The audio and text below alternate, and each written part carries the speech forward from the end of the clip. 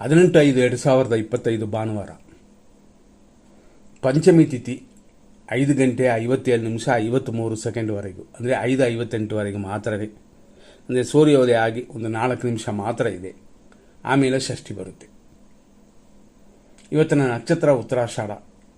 ಸಂಜೆ 6 ಗಂಟೆ 52 ನಿಮಿಷ 20 ಸೆಕೆಂಡ್ವರೆಗೂ, ಹಂಗಾಗಿ ಬೆಳಗ್ಗೆಯಿಂದ ಸಂಜೆಯವರೆಗಿದೆ. ಉತ್ತರಾಷಾಢ ನಕ್ಷತ್ರ ಇರುವವರೆಗೂ ಅಮೃತ ಲಾಭವೆಲ್ಲ ಕೂಡಿ ಬಂದಿದೆ. ಆಮೇಲೆ ಬರುವಂಥ ಶ್ರವಣ ನಕ್ಷತ್ರ, ಅದೂ ಅಮೃತವೇ, ಸ್ವಲ್ಪ ಭಯವೂ ಇರುತ್ತದೆ, ದೋಷವಿಲ್ಲ. ಆದರೆ ಷಷ್ಠಿ ವ್ರತ ಇರೋದರಿಂದ ಅದು ಮಾತ್ರ ಯೋಚನೆ ಮಾಡಿಕೊಳ್ಳಿ. ಈ ಷಷ್ಠಿಯಲ್ಲಿ ಶುಭ ಕಾರ್ಯಗಳನ್ನ ಕೆಲವರು ಮಾಡುತ್ತಾರೆ, ಕೆಲವರು ಮಾಡೋದಿಲ್ಲ. ಇವತ್ತಿನ ವಿಶೇಷವಾಗಿ ಇನ್ನೂ ಕೆಲವು ವಿಷಯಗಳನ್ನ ನೋಡೋಣ. ಏನೆಲ್ಲ ನೋಡ್ಬೋದು ಅಂತಂದರೆ, ಬ್ರಹ್ಮಯೋಗವಿದೆ. ಉತ್ತರಾಷಾಢ ನಕ್ಷತ್ರ ಸಂಜೆಯವರೆಗೆ ಇರೋದರಿಂದಲೂ, ನಂತರ ಶ್ರವಣ ನಕ್ಷತ್ರ 2 ಶುಭ ನಕ್ಷತ್ರವಾಗಿರೋದರಿಂದಲೂ ಶುಭ ದಿನ ಅಂತ ಒಂದು 50% ತಗೊಳ್ತಾರೆ ಎಲ್ಲರೂ. ಈ ಉತ್ತರಾಷಾಢ ನಕ್ಷತ್ರದ 6 ಗಂಟೆ 22 ನಿಮಿಷದವರೆಗೂ 2ನೇ ಪಾದ, 12:38 ನೈಟ್ವರೆಗೂ 3ನೇ ಪಾದ,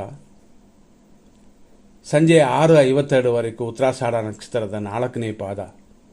ಇಷ್ಟಕ್ಕೆ ಉತ್ತರಾಷಾಢ ನಕ್ಷತ್ರವೇ ಮುಗೀತದೆ. ಸಂಜೆ 6:52 ಮೇಲೆ ರಾತ್ರಿ 1:05ವರೆಗೂ ಶ್ರವಣ ನಕ್ಷತ್ರ 1ನೇ ಪಾದ.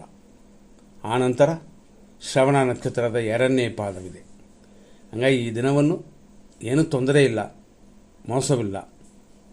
ಯಾಕೆಂತಂದರೆ 2 ನಕ್ಷತ್ರಗಳು ಶುಭವಾಗಿರೋದರಿಂದ.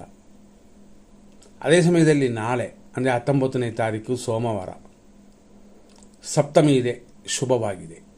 ಶ್ರವಣ ನಕ್ಷತ್ರವಿದೆ, ಅದೂ ಶುಭವಾಗಿದೆ. ಹಂಗಾಗಿ ನಾಳೆಯೂ ದೋಷವಲ್ಲ. ನಾಳೆ ಶುಭ ಕಾರ್ಯಗಳನ್ನು ಮಾಡುತ್ತಾರೆ. ಈ ರೀತಿಯಾಗಿ ಈ ದಿನವಿದೆ.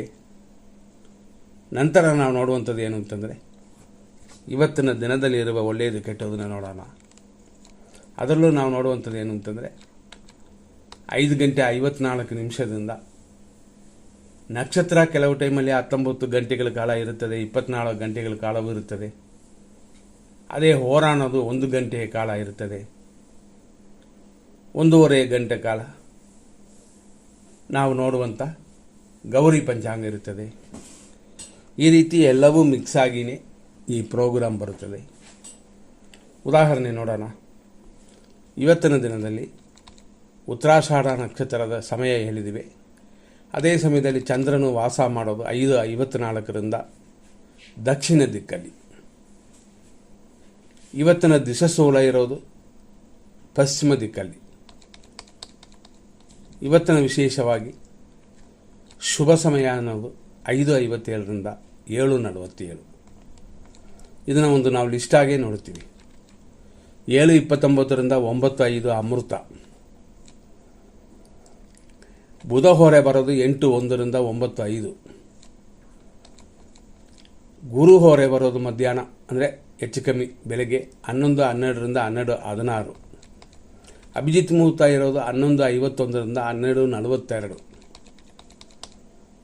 ಮತ್ತು ಇನ್ನೊಂದು ಶುಭ ಮುಹೂರ್ತ ಸಮಯ ಅಂತಂದರೆ ಮಧ್ಯಾಹ್ನ 12 ಗಂಟೆ 7 ನಿಮಿಷದಿಂದ 2 ಗಂಟೆ 10 ನಿಮಿಷ ಮಧ್ಯಾಹ್ನದವರೆಗೂ. ಮಧ್ಯಾಹ್ನ 12:10ರಿಂದ ಮಧ್ಯಾಹ್ನ 1:51ವರೆಗೂ ಅಮೃತಗಳಿಗೆ. ಮತ್ತೊಂದು ಒಳ್ಳೆಯ ಸಮಯ ಅಂತ ತಗೊಂಡ್ರೆ ಮಧ್ಯಾಹ್ನ 1:52ರಿಂದ 3:27ವರೆಗೂ ಸುಖಕಾಲ. ಮಧ್ಯಾಹ್ನ 2:24ರಿಂದ 3:15ವರೆಗೂ ವಿಜಯ ಮುಹೂರ್ತ. ಮಧ್ಯಾಹ್ನ 2:24ರಿಂದ 3:27ವರೆಗೂ ಶುಕ್ರ ಹೊರೆ. ಇದೂ ಈ ಸಮಯದಲ್ಲೇ ಇರುತ್ತದೆ. ಹಾಗಾಗಿ ವಿಜಯ ಮತ್ತು ಶುಭ ಶುಕ್ರ ಹೊರೆ, ಅದರ ಜೊತೆ ಬುಧ ಹೊರೆಯನ್ನು ಬರುತ್ತದೆ. ಬುಧ ಹೊರೆ ಬರೋದು 3:27 ಮೇಲೆ, ಅಂದರೆ 2:24ಕ್ಕೆ ಶುಕ್ರ ಮತ್ತು ವಿಜಯ ಮುಹೂರ್ತ ಇದೆ ಅಂತಂದರೆ 3:27ರಿಂದ 4:31ವರೆಗೂ ಬುಧ ಹೊರೆ ಇದೆ. ಮತ್ತು ಗುಳಿಕೆ ಕಾಲ ಕೂಡ ಈ ಸಮಯದಲ್ಲಿ ಪ್ರಾರಂಭವಾಗುತ್ತದೆ. ಹಾಗಾಗಿ ಇದು ಸಮಯ ಸ್ವಲ್ಪ ಉತ್ತಮವಾಗಿದ್ದರೂ ಇಲ್ಲಿ ನೋಡುವಂಥ ವಿಷಯ ರಾಜಪಂಚಕ ಅಂತ ಸ್ವಲ್ಪ ಅದೆಲ್ಲ ಪರಿಹಾರ ಮಾಡ್ಕೋಬೋದು, ಏನೂ ತೊಂದರೆ ಇಲ್ಲ. ಇಂಥದ್ದು ಬಂದು ಸೇರುತ್ತದೆ. ಮತ್ತು ಸಂಜೆ ನೋಡಿದ್ರೆ ಚಂದ್ರ ಹೊರೆ ಬರುತ್ತದೆ, 4:31 ಮೇಲೆ ಸುಮಾರು 5:35ವರೆಗೂ ನಾವು ಈ ಸಮಯದಲ್ಲಿ ನೋಡಿದ್ರೆ ದುರ್ಮುಹೂರ್ತ ಬರುತ್ತದೆ. ಆದ್ದರಿಂದ ಇದನ್ನು ಬಿಟ್ಟುಬಿಡಬೇಕು. ಅದಕ್ಕೆ ನಾವು ಏನು ಮಾಡಿದ್ದೀವಿ, ಎಲ್ಲವೂ ಸೆಲೆಕ್ಟ್ ಮಾಡಿ 100% ಅಂದರೆ 100% ಶುಭ ಸಮಯಗಳನ್ನ ಕೊಟ್ಟಿರ್ತೀವಿ. ಅದನ್ನು ಮೇಂಟೈನ್ ಮಾಡ್ಕೊಳ್ಳಿ. ಕೆಲವರು ಏನು ಮಾಡ್ತಾರೆ ಅಂತಂದರೆ ವಿಜಯ ಮುಹೂರ್ತ ಎಷ್ಟೊತ್ತಕ್ಕೂ ಅಂತ ತಿಳಿಸಿ ಅಂತ ಕೇಳ್ತಾರೆ. ಆದರೂ ನಾವು ಇದನ್ನೆಲ್ಲ ಮೇಂಟೈನ್ ಮಾಡೋದರಿಂದ ದೋಷಗಳು ಕಡಿಮೆ ಆಗುತ್ತವೆ. ಡೈರೆಕ್ಟಾಗಿ ನಾವು 100% ಶುಭ ಸಮಯಕ್ಕೆ ಹೋಗ್ಬಿಡೋಣ. ಬೆಳಿಗ್ಗೆ 5:54ರಿಂದ 7:45, 10 ಗಂಟೆಯಿಂದ ಮಧ್ಯಾಹ್ನ 12:14, ಮಧ್ಯಾಹ್ನ 1:54ರಿಂದ ಸಂಜೆ 4:55, ಸಂಜೆ 6:41ರಿಂದ ರಾತ್ರಿ 10:50, ರಾತ್ರಿ ಲೇಟ್ ನೈಟ್ 2:15ರಿಂದ ಸುಮಾರು 5:38. ಈ ರೀತಿಯಾಗಿ ಶುಭ ಸಮಯವಾಗಿದೆ. ಇದನ್ನು ಒಳ್ಳೆಯ ಕಾರ್ಯಗಳಿಗೆ ಉಪಯೋಗಿಸ್ಬೋದು. ಇದರಲ್ಲೇ ನಾವು ಹೇಳಿದಂತೆ ಫಸ್ಟ್ ಒಳ್ಳೆಯ ಟೈಮೆಲ್ಲ ಕೆಲವುದು ಹೇಳಿದ್ವಿ, ಗುರು ಹೊರೆ, ಶುಕ್ರ ಹೊರೆ, ಬುಧ ಹೊರೆ ಅಂತ. ಅದರಲ್ಲೂ ನಾವು ಕೊಟ್ಟಿರೋ ಒಳ್ಳೆಯ ಸಮಯ ಬಂದರೆ ಸೂಪರ್. ಅದರಲ್ಲೇ ಬೇಡ್ ಟೈಮ್ ಬಂದರೆ ಖಂಡಿತವಾಗಿ ಅದನ್ನು ಬಿಟ್ಟು ಬಿಡಬೇಕು. ಬೇಡ್ ಟೈಮ್ನ ನಾವು ಕೊಡ್ತೀವಿ, ನೋಡ್ಕೊಳ್ಳಿ.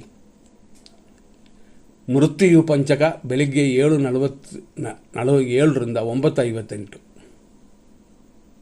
12:16ರಿಂದ ಮಧ್ಯಾಹ್ನ 1:52, ಸಂಜೆ 4:57ರಿಂದ ಸಂಜೆ 5:48, ಸಂಜೆ 5:03ರಿಂದ 6:39. ಇದು ರಾಹುಕಾಲ. ರಾತ್ರಿ 10:52ರಿಂದ 12:16 ಇದು ವಿಷಕಾಲ. ರಾತ್ರಿ 12 ಸಮಯಕ್ಕೆ 31 ನಿಮಿಷದಿಂದ ಬರುತ್ತದೆ. 12:31ರಿಂದ 2:13ವರೆಗೂ ಮೃತ್ಯು. ಅದೇ ಥರ ಬೆಳಗಿನ ಜಾವನು 5:40ರಿಂದ 5:53ವರೆಗೂ ಮೃತ್ಯು ಪಂಚಕವಿದೆ. ಇದೆಲ್ಲ ಅಶುಭ. ನಾವು ಹೇಳಿದ ಕೆಲವು ಸಮಯಗಳಲ್ಲಿ ಇಂಥದ್ದೆಲ್ಲ ಇದ್ದರೆ, ಅಶುಭ ಸಮಯ ಬಂದರೆ ಅದನ್ನು ಬಿಟ್ಟುಬಿಡಿ. ಇದು ಈಸಿಯಾಗಿ ಲಿಸ್ಟ್ ಮಾಡ್ಕೋಬೋದು. ಈ ರೀತಿ ನೀವು ಮೇಂಟೈನ್ ಮಾಡ್ಕೊಳ್ಳಿ. ಮತ್ತು ಇವತ್ತಿನ ತಾರಾ ಚಂದ್ರಬಲವನ್ನು ನೋಡೋಣ. ನಾವು ಫಸ್ಟೇ ಹೇಳಿದ್ವಿ, 2 ನಕ್ಷತ್ರ ಬರುತ್ತದೆ. ಅದರಲ್ಲಿ 2 ಶುಭವಾಗಿರುತ್ತದೆ. ಆದ್ದರಿಂದಾಗಿ ಹೆಚ್ಚಾಗಿ ತೊಂದರೆಗಳೇನಿಲ್ಲ. ಇದಕ್ಕೆ ನಾವು ಈಗ ಹೋಗ್ತೀವಿ. ಹಾಗಾಗಿ ಉತ್ತರಾಷಾಢ ನಕ್ಷತ್ರ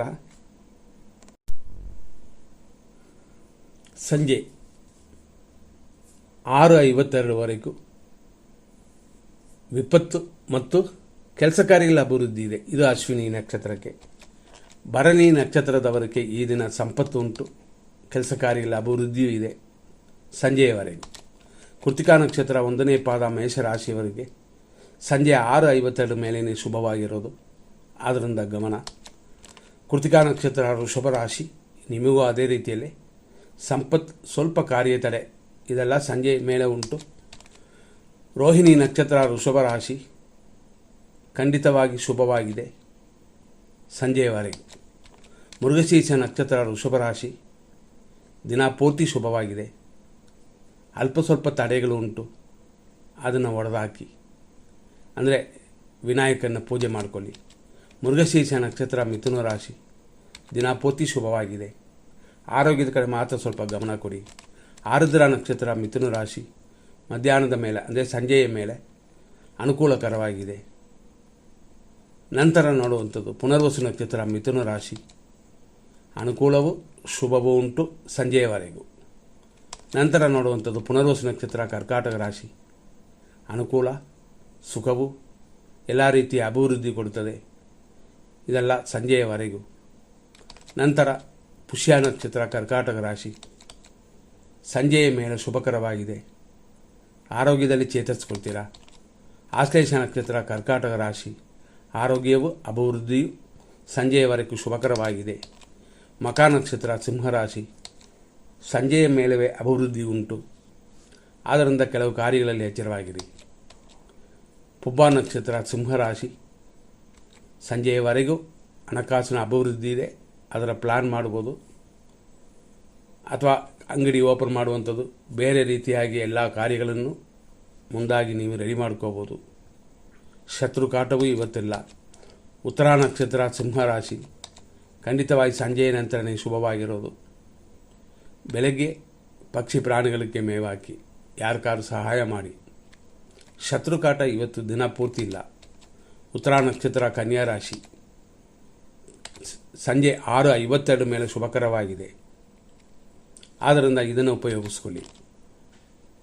ಹಸ್ತ ನಕ್ಷತ್ರ ಕನ್ಯಾ ರಾಶಿ ಪರಮ ಮಿತ್ರಧಾರೆ, ಅದರಲ್ಲೂ ಬೆಳಗ್ಗೆಯಿಂದ ಸಂಜೆಯವರೆಗೂ ಶುಭವಾಗಿದೆ. ಸ್ವಲ್ಪ ವಿಘ್ನಗಳು ಉಂಟು, ಆದರೂ ಅದನ್ನೆಲ್ಲ ಸರಿ ಮಾಡಬಹುದು. ನಂತರ ಚಿತ್ತಾ ನಕ್ಷತ್ರ ಕನ್ಯಾ ರಾಶಿ ದಿನಪೂರ್ತಿ ಅಶುಭವಿಲ್ಲ, ಶುಭವುಂಟು. ಆದ್ದರಿಂದ ಕಾರ್ಯಗಳಲ್ಲಿ ಜಯ ಇದೆ. ಚಿತ್ತಾ ನಕ್ಷತ್ರ ತುಲಾ ರಾಶಿ ಖಂಡಿತವಾಗಿಯೂ ಶುಭ ಉಂಟು ಬೆಳಗ್ಗೆಯಿಂದ ನಾಳೆಯವರೆಗೂ. ಸ್ವಾತಿ ನಕ್ಷತ್ರ ತುಲಾ ರಾಶಿ ಸಂಜೆಯ ಮೇಲೆ ಶುಭಕರವಾಗಿದೆ. ಮಿತ್ರಧಾರೆ, ಮಿತ್ರರಲ್ಲಿ ಲಾಭ. ವಿಶಾಖ ನಕ್ಷತ್ರ ತುಲಾ ರಾಶಿ ಅನುಕೂಲವು, ಸ್ವಲ್ಪ ಆರೋಗ್ಯದ ಕಡೆಯನ್ನು ಗಮನ ಕೊಡಬೇಕು. ಇದೆಲ್ಲ ಸಂಜೆಯವರೆಗೆ. ವಿಶಾಖ ನಕ್ಷತ್ರ ವೃಶ್ಚಿಕ ರಾಶಿ ಅನುಕೂಲವು, ಲಾಭವೂ ಇದೆ ಇವತ್ತು ಸಂಜೆ 6:52ವರೆಗೂ. ಅನುರಾಧ ನಕ್ಷತ್ರ ವೃಶ್ಚಿಕ ರಾಶಿ ಅನುಕೂಲವಿದೆ, ಲಾಭ ಉಂಟು. ಜ್ಯೇಷ್ಠ ನಕ್ಷತ್ರ ವೃಶ್ಚಿಕ ರಾಶಿ ಕ್ಷೇಮವು, ಲಾಭವೂ ಉಂಟು. ಮೂಲ ನಕ್ಷತ್ರ ಧನುಸು ರಾಶಿ ಸಂಜೆಯ ಮೇಲೆ ಆರೋಗ್ಯವು, ಸ್ವಲ್ಪ ಧನಹಾನಿ ಉಂಟು. ಪೂರ್ವಾಷಾಢ ನಕ್ಷತ್ರ ಧನುಸು ರಾಶಿ ಸಂಪತ್ತಿದೆ, ಆದರೂ ಧನಹಾನಿಯೂ ಇದೆ. ಆದ್ದರಿಂದ ಕೈಯಲ್ಲಿರುವಂಥದ್ದನ್ನು ಅಥವಾ ಬರುವ ಲಾಭವನ್ನು ಭದ್ರವಾಗಿಟ್ಕೊಳ್ಳಿ. ಉತ್ತರಾಷಾಢ ನಕ್ಷತ್ರ ಧನುಸು ರಾಶಿ 1ನೇ ಪಾದ ಜನ್ಮತಾರೆ, ಧನಹಾನಿ. ಹಾಗಾಗಿ ಹಗಲೊತ್ತು ಶುಭವಾಗಿ ಕಾಣಿಸಲಿಲ್ಲ, ಸಂಜೆಯ ನಂತರನೇ ಅನುಕೂಲಕರವಾಗಿರೋದು. ಉತ್ತರಾಷಾಢ ನಕ್ಷತ್ರ ಮಕರ ರಾಶಿ ಖಂಡಿತವಾಗಿ ಸಂಜೆಯ ಮೇಲೆ ಸಂಪತ್ತಿದೆ, ಆರೋಗ್ಯದಲ್ಲಿ ಚೇತರಿಸ್ಕೊಳ್ತೀರಾ. ಶ್ರವಣ ನಕ್ಷತ್ರ ಮಕರ ರಾಶಿ ಖಂಡಿತವಾಗಿ ಸಂಜೆಯವರೆಗೂ ಅಭಿವೃದ್ಧಿ ಉಂಟಾಗುತ್ತದೆ. ಧನಿಷ್ಠ ನಕ್ಷತ್ರ ಮಕರ ರಾಶಿ ಮಿತ್ರ, ಪರಮ ಮಿತ್ರ ಅಂತ ದಿನಪೂರ್ತಿ ಅಭಿವೃದ್ಧಿಯನ್ನು ಕೊಡುತ್ತದೆ. ಧನಿಷ್ಠ ನಕ್ಷತ್ರ ಕುಂಭರಾಶಿ ಮಿತ್ರ, ಪರಮ ಮಿತ್ರ ಅಂತ ಖಂಡಿತವಾಗಿ ಶುಭವಾಗಿದೆ. ಶತಭಿಷ ನಕ್ಷತ್ರ ಕುಂಭರಾಶಿ ಸಂಜೆಯ ಮೇಲೆ ಅಭಿವೃದ್ಧಿ, ಆದರೆ ಇವತ್ತು ವ್ಯಯವಿದೆ, ಅಂದರೆ ಖರ್ಚುಗಳು ಜಾಸ್ತಿ ಆಗುತ್ತದೆ. ಪೂರ್ವ ಭಾದ್ರಪದ ನಕ್ಷತ್ರ ಕುಂಭರಾಶಿ ಸಂಜೆಯವರೆಗೂ ಅನುಕೂಲವು, ಸ್ವಲ್ಪ ಖರ್ಚು ಹೆಚ್ಚಾಗುತ್ತದೆ ಅಷ್ಟೇ. ನಂತರ ಪೂರ್ವ ಭಾದ್ರಪದ ನಕ್ಷತ್ರ ಮೀನರಾಶಿ ಅನುಕೂಲವು, ಇಷ್ಟಾರ್ಥ ಸಿದ್ಧಿ ಸಂಜೆಯವರೆಗೂ. ಉತ್ತರ ಭಾದ್ರಪದ ನಕ್ಷತ್ರ ಮೀನರಾಶಿ ಖಂಡಿತವಾಗಿ ಸಂಜೆಯ ಮೇಲೆ ಅನುಕೂಲವು, ಇಷ್ಟಾರ್ಥ ಸಿದ್ಧಿಯೂ ಇದೆ. ರೇವತಿ ನಕ್ಷತ್ರ ಮೀನರಾಶಿ ಆರೋಗ್ಯ ಉಂಟು, ಇಷ್ಟಾರ್ಥ ಸಿದ್ಧಿಯೂ ಉಂಟಾಗುತ್ತದೆ. ಇದೆಲ್ಲ ಇವತ್ತಿನ ವಿಷಯಗಳು. ಇದನ್ನು ನೋಡಿ ನಿಮ್ಮ ಸಮಯಗಳನ್ನು ಉಪಯೋಗಿಸಿ, ನಾವು ಕೊಟ್ಟಿರುವ 100% ಒಳ್ಳೆಯ ಟೈಮನ್ನು ಅದನ್ನು ನೋಡಿಕೊಂಡು ನಿಮ್ಮ ಕಾರ್ಯಗಳನ್ನ ಮಾಡಿ ಸಕ್ಸಸ್ ಉಂಟು. ನಾನು ಫಸ್ಟೇ ಹೇಳಿದಂತೆ ಒಂದು ನಕ್ಷತ್ರ ಶುಭವಾಗಿದ್ದರೂ ತಿಥಿನೂ ಜೊತೆಯಲ್ಲಿ ಚೆನ್ನಾಗಿರಬೇಕು, ವಾರವೂ ಚೆನ್ನಾಗಿರಬೇಕು. ತಿಥಿ ಚೆನ್ನಾಗಿದೆ, ಷಷ್ಠಿ ತಿಥಿ ಮಾತ್ರ ಅದು ದೋಷವಲ್ಲ. ಕೆಲವರು ಮಾತ್ರ ಅದನ್ನು ದೋಷ ಅಂತಂತಾರೆ, ಆದರೆ ಅನುಭವದಲ್ಲಿ ಅದು ದೋಷವಾಗಿ ಕಾಣಿಸಲಿಲ್ಲ. ಯಾಕೆಂತಂದರೆ ಷಷ್ಠಿ ವ್ರತ ಮಾತ್ರವಲ್ಲದೆ ಇವತ್ತು ವಿವಾಹ ಮಾಡುವಂಥವರು ಉಂಟು. ರಾಹು ಕೇತು ರಾಶಿ ಪ್ರವೇಶವಾಗುವ ಸಮಯವಿದು. ಅದರ ಬಗ್ಗೆ ನಾಳೆ ಪ್ರೋಗ್ರಾಮಲ್ಲಿ ಬರುತ್ತದೆ, ನೋಡ್ಕೊಳ್ಳಿ. ಮುಂದಿನ ಸಂಚಿಕೆಯಲ್ಲಿ ನೋಡೋಣ. ಧನ್ಯವಾದಗಳು.